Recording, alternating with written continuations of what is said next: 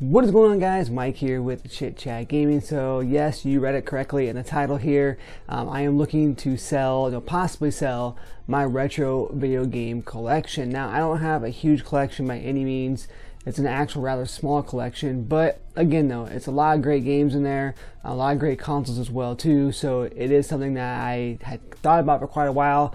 It's crazy because I saw a video of RGT85 where he sold his huge, gigantic, retro video game collection, or his video game collection in general, and I was just thinking to myself, like, man, how can someone do that? But as we get older, and it's crazy because as we get older, I think some of you may understand it now and some may understand later on.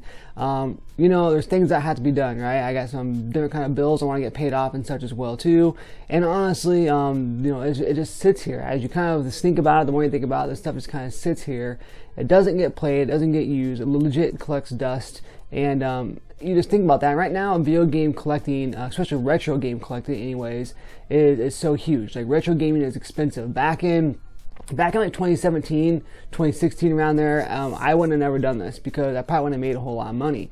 But, moving into 2023, 2024 now, I guess I should say, it's crazy. Retro gaming is pretty expensive. It's come down a little bit since what it was, but like 2020, 2021, around there, 22, it was rather expensive. But it's crazy. When I go to video game shops, retro game shops, it's just so expensive. Some of the games that I paid like $20 for, some of the GameCube games I paid like $20 for and such, are going for like $80 some now. The Sega Genesis box games, I used to be able to get them for under $30 for some great classic titles, and now some of those titles are up in the 50s and 60s, and if not more right now. So it's a crazy time to be a retro game collector. It's not a very good time if you're getting started because it's just so expensive. But if you are a seller, it's actually a pretty good time right now here. So I did send out some feelers and such. I made some lists and such for everything I'm selling.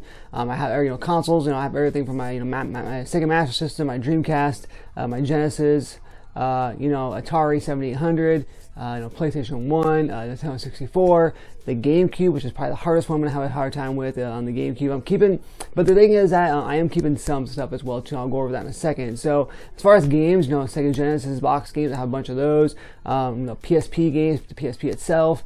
There's so many other great games I have out there too. Of course, my Dreamcast and such, and my GameCube games, which, like I said, is probably one of the hardest ones that I'm going to have to part away with. But again, just a rather small but a very, very good collection in my personal opinion. One that means a lot to me. But again, though, there's just some things that have to be done. Now, the thing is that I won't sell this unless the offer's right. I'm not going to let this go for... I did this in the past. I sold the Sega Saturn.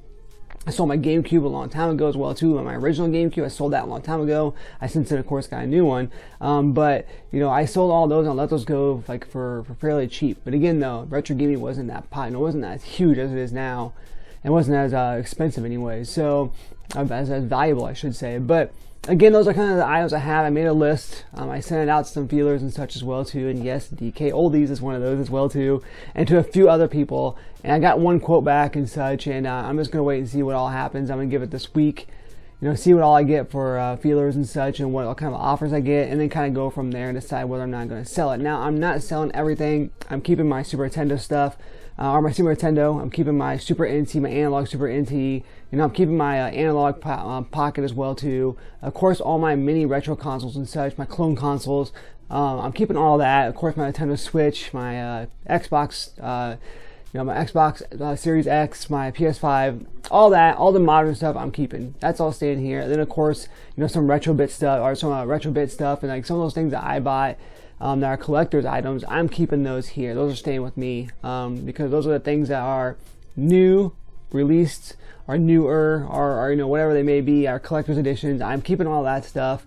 Like Shakedown Hawaii, the Nintendo 3DS version I just got here, I'm keeping all that. So all those things, all the collector's edition stuff, all that, all the newer stuff, I'm keeping. It's just going to be the older retro gaming stuff that I really don't play. I have a CRT television I used to have set up at our old house, and I took that down because of room. I had all my consoles hooked up to that, and every once in a while I kind of dip into that and play it, but I don't even play any of those retro consoles anymore. So like I said, it's a lot of money, a lot of stuff just sitting around, and it's not a ton of money. It's not all about the money. It's just more about also room as well too. I could definitely use the room and kind of get rid of some of the stuff. It always sucks when we move places because we are looking to move, and that's another factor as well too.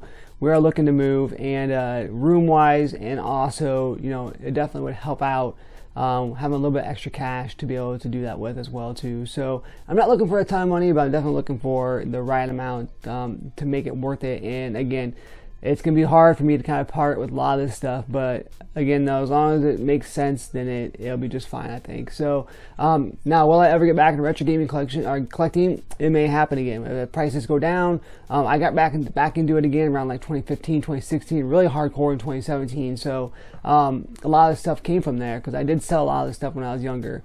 And I've had some things since I was a kid, but for the most part, though, you know, we all go in these little phases and stuff where we sell stuff. So it happens. But like my Power Ranger collection, I had a huge Mighty Morphin Power Rangers collection, and I had every Zord, like all the figures, I had everything you can think of, and I sold it for dirt cheap on eBay. So again, I was young, dumb, didn't know any better. The market wasn't like it was now. So I'm not breaking this up. I'm selling it as a whole, as a collection. I'm not going to split it up and do several different shipping arrangements and stuff like that as well too. So again, I just want to kind of come on here and tell you guys that yes, I will still be doing content on like the newer retro gaming stuff, but I may not be doing a whole lot of it for the older stuff. Of course, I have, like I said, the clone consoles and stuff, and like the Super NTs and all that, and the Mega SGs. I still have all that available here, so I'll still be doing videos. I'll still be collecting a lot of the new retro stuff that comes out. And these are just going to be the old retro stuff, like the cartridges, and so the stuff that I just don't have room for.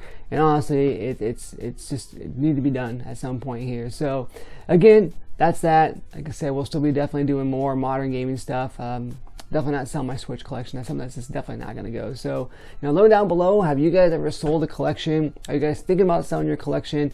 Have you sold a collection and actually regretted it? I've done that a few times. So, again, sound off down below. Let me know what you guys think here. So, make sure you guys like this video if you choose to.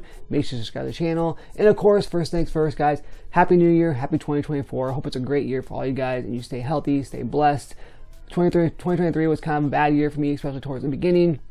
I hope that 2024 starts off in a different direction. So far, so good. So we'll definitely see here. So as always, guys, happy gaming.